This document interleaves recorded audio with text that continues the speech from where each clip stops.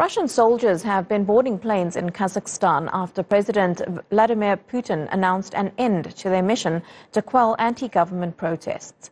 Kazakhstan had made an urgent plea for Russian intervention after the demonstrations became violent and a state of emergency was declared.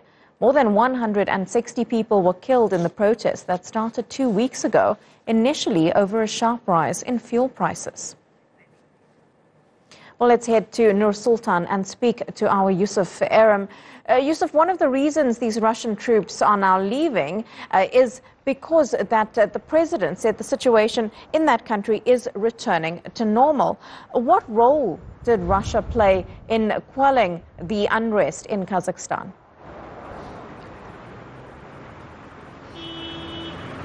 Well, a Russian-led alliance under the CSTO was deployed about 2,000, a little more than 2,000 troops. And besides the Russian troops, there are also Belarusian troops, Armenian troops, troops from Kyrgyzstan and Tajikistan as well. And as you stated, the Kazakh president has said that the situation is now under control in the country.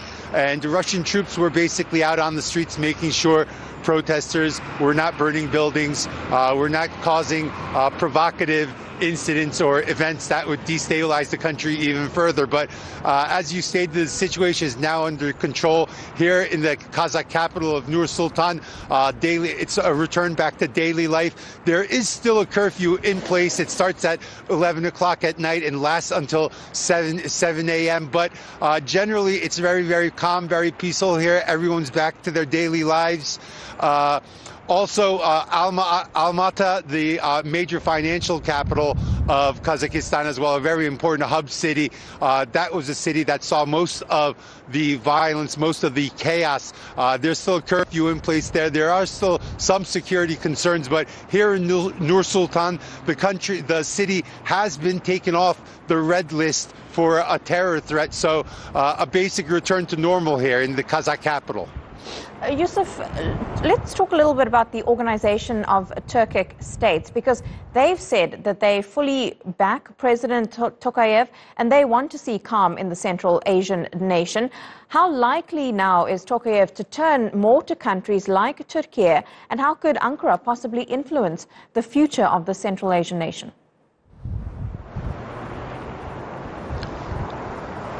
The Organization of Turkic States is a very important alliance, especially for the region. Its members include Turkey, Azerbaijan, Kazakhstan, Uzbekistan, Kyrgyzstan. So you have all the Turkic states in this region as part of this group.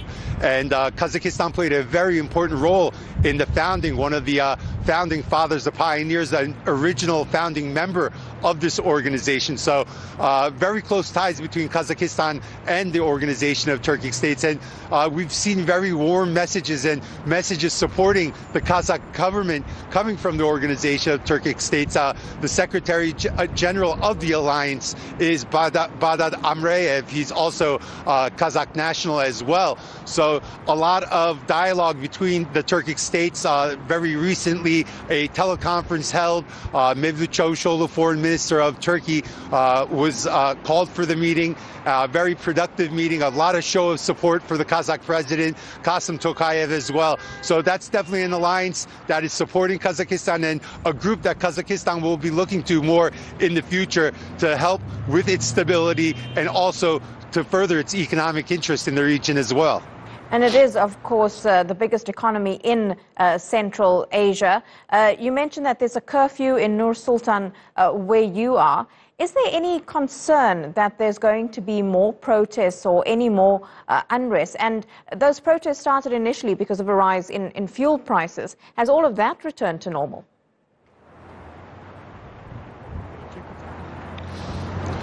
Well, one of the first steps that the Kazakh president took after the protest was to cut the hike in natural gas prices and also lower it beyond the original price. So natural gas prices right now are actually even lower than what they were before the protest had happened.